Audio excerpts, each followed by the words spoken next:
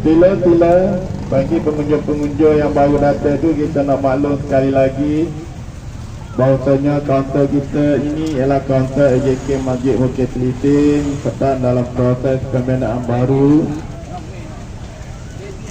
Jadi kita terima kasih dulu, insyaAllah, alhamdulillah.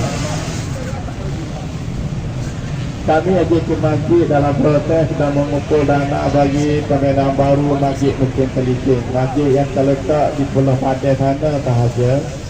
Dari tua-tua boleh tengoklah bangunan masjid yang sedang kita bina, maknanya tidak kemo, tidak berapa ni dah.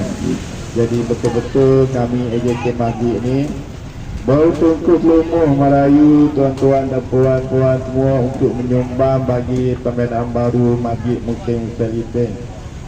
Adik ni hari-hari demo ni adik ni. Kita latih dia untuk menjadi seorang anak yang beriman, anak-anak yang dermawan, insya-Allah, amin. Jadi kita pakat-pakat dah, pakat-pakat gotong royong, tumbai sikit-sikit banyak orang.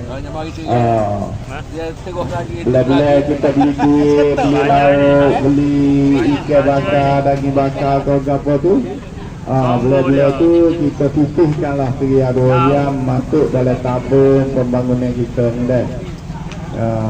InsyaAllah. Terima kasih Tuhan. Allah muliakan Tuhan dunia dan akhirat. Allah permudahkan urusan Tuhan dunia dan urusan di akhirat. Amin.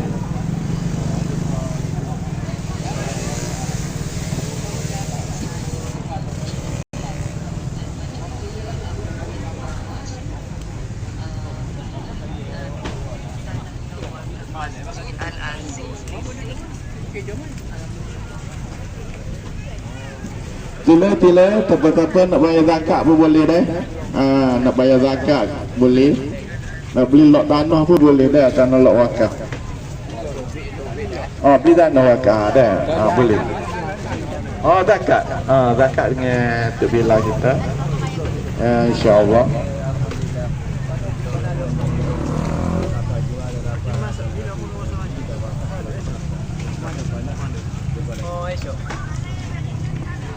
Sila-sila, siapa-siapa nak bayar zakat fitrah boleh dah. Maka ada luar, ada peluang ni kita pakai mana.